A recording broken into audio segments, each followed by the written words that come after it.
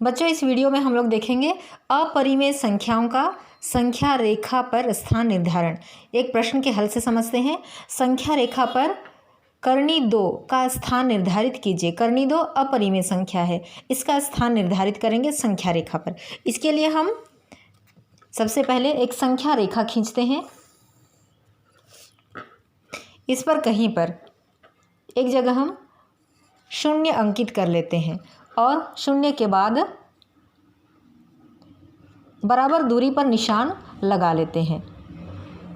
बराबर दूरी पर निशान लगाना है। यहाँ हम लिख देते हैं 1, यहाँ लिख देते हैं 2। इस 0 वाले बिंदु का नाम हम दे देते हैं O, और जहाँ 1 लिखा है इस बिंदु का नाम हम दे देते हैं A। उसके बाद बिंदु A पर, इस बिंदु पर एक लंब खींचते हैं जिसकी लंबाई O से लेकर A इतनी ही दूरी होगी, 1 इकाई के बराबर होगी। बिंदु A पर लंब खींचते हैं। लंब खींचने के लिए एक छोटी सी त्रिज्या लेते हैं और इसे प्रकार की नोक बिंदु A पर रखते हैं इस तरह से, और एक चाप हम खींच लेते हैं इस तरह से।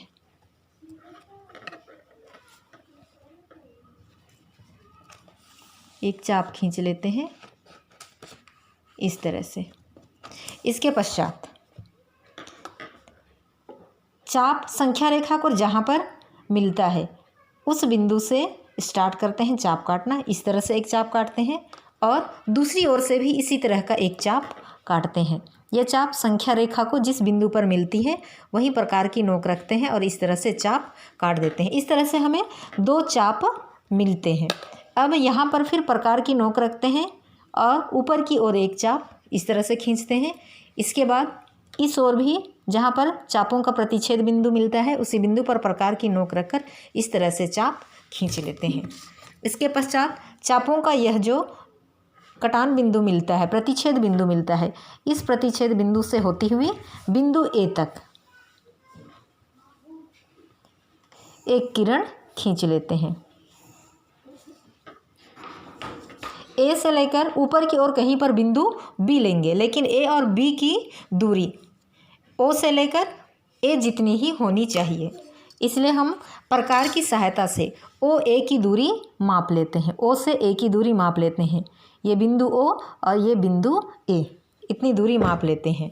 अब प्रकार की नोक बिंदु A पर रखते हैं और इस किरण पर चाप काट देते हैं। जो भी कटान बिंदु मिलता है, प्रतिच्छेद बिंदु मिलता है, उसका नाम दे देते हैं B।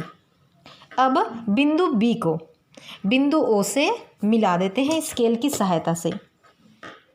बिंदु B और बिंदु O को स्केल की सहायता से मिला देते हैं। अब प्रकार की सहायता से फिर O से लेकर B तक की त्रिज्या लेते हैं।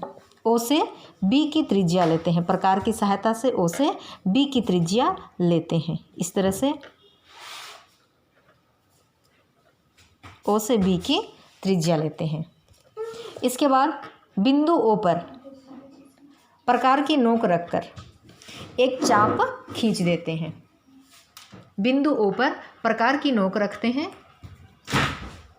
और इस तरह से एक चाप खींच देते हैं। इस तरह से एक चाप खींचते हैं और यह चाप संख्या रेखा को जिस बिंदु पर मिलती है उस बिंदु का नाम दे देते हैं बिंदु P।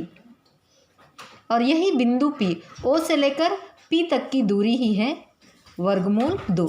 इस बिंदु पर कोई अन्य परिमेय संख्या नहीं हो सकती, क्योंकि इस बिंदु P पर परिमेय संख्या वर्गमूल 2 है, कर्णी 2 है, अर्थात इस बिंदु पर कोई भी परिमेय संख्या नहीं हो सकती। बाकी प्रत्येक बिंदु पर कोई ना कोई परिमेय संख्या हो सकती है। जिस तरह से हमने काम किया उसी को हम यहाँ पर लिख लिए हैं। सबसे पहले संख्या रेखा पर बिंदु A पर, संख्या रेखा पर हमने बिंदु A लिया और इसी बिंदु A पर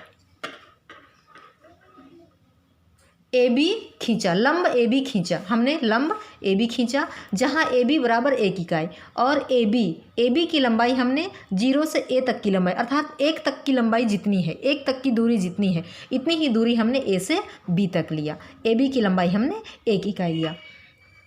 0 और बी को जोड़ा, ओ और बी को जोड़ा, ओ और बी को हमने जोड़ दिया, स्केल से मिला दिया। ओ बी की त्रिज्या लेकर ओ को केंद्र मानकर, हमने ओ बी की त्रिज्या लिया और बिंदु ओ को केंद्र मानकर, मतलब प्रकार की नोक बिंदु ओ पर रखकर हमने इस तरह का एक चाप काटा और यह चाप संख्या रेखा को बिंदु P पर मिलती है और यही बिंदु P तक की दूरी, 0 से लेकर P तक की दूरी ही करनी 2 है। इस बिंदु पर अन्य कोई परिमेय संख्या नहीं हो सकती क्योंकि इस बिंदु पर अपरिमेय संख्या करनी 2 स्थित है।